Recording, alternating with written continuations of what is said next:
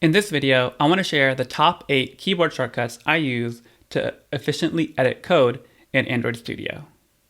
The core idea with keyboard shortcuts is that you want to avoid using your mouse as much as possible.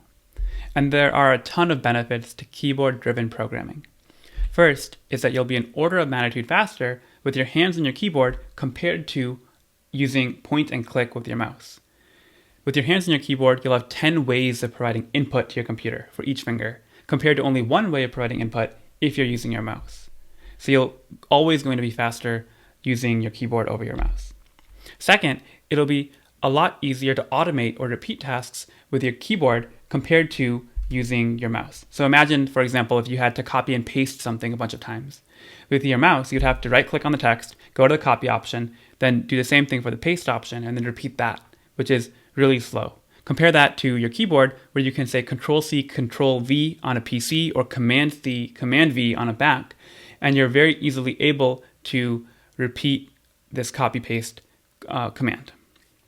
And finally, you'll have a lot more chance of getting into the flow using keyboard shortcuts compared to your mouse. What I mean by flow is a state where you feel like you're really productive and you have control over your environment and your tools. There are 8 keyboard shortcuts I'd like to show you in this video. The first one is one of the most useful, which is Project Quick Fix. The idea here is that Android Studio will try to automatically fix common errors in your project. For example, here you can see this word log is highlighted in red, which means that there's an issue. And the issue happens to be that we haven't imported the line for Android logging. So if I put my cursor there, I can tap Option Enter, and Android Studio will automatically add this import line for me. And the powerful thing about Project Quick Fix is that it can be used in multiple contexts. For example, employee.fullname is a method which will return to me a string for representing the full name. So again, I can tap Option Enter and introduce a local variable which is named full name because of the method name. And I can also do the same thing for defining a brand new method.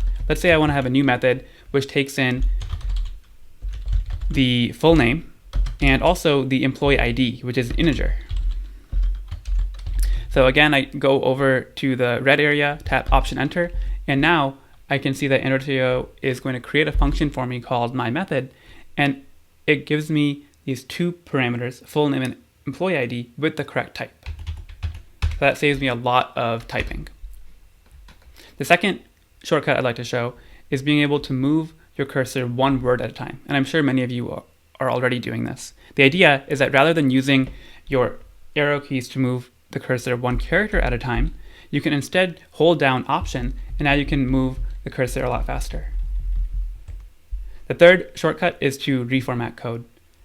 So in this file, employee sick day manager, you can see how it's really hard to tell where functions start and end because the indentation is off.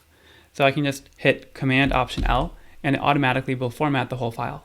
This also works in layout files. So here I have a really messy indentation and structure, and it's hard to know what's going on. So I hit Command Option L, and now it cleaned up the whole file for me. The fourth shortcut is to comment or uncomment a block of code. So we define this new method called myMethod, and let's say that I don't want to call this right now while I test something out. So I hit Command/, and that will comment out that code, and I can do the same thing to uncomment. The same thing will work for blocks of code. Fifth is autocomplete. So many of you already are aware of, as you start typing, Android Studio will suggest to you different options for autocomplete. And you might hit Enter to use the autocomplete, but that will annoyingly still leave off the remainder of the line. Instead, what you might want to use instead is Tab, and that will replace whatever you had with the autocomplete.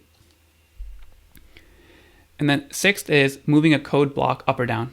So let's say that instead of creating this employee sick day manager after calling myMethod, we want that to happen before. So what we can do is highlight both of these lines and hit Option, Shift, and then in the arrow keys, and we can move it to wherever we want. And you can combine this with the ability to auto format code to make sure that the indentation is always correct. And the last 2 I'll show you in the employee sick day manager class.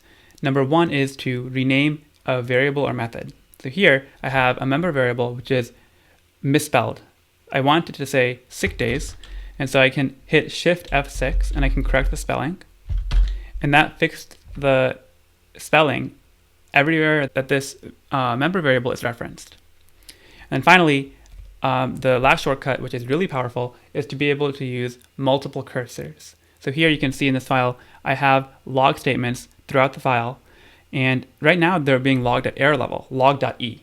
Instead, I want to change all of them to be log.i, or info level logging. The way I can do this very easily is by highlighting a portion of the text where I want all my cursors to appear, and then repeatedly hit Control-G. And this now gives me 4 cursors for each location where I have log.e. And now I can hit log.i, I can modify the code like normal, hit escape to go back to 1 cursor, and then all of them have been fixed up to be log.i. I'll leave a link in the description which has a reference to all the shortcuts that I went over. Let me know in the comments which shortcuts I missed, or if you knew all the ones I went over. If you found this helpful, please share it with others, and I will see you in the next one.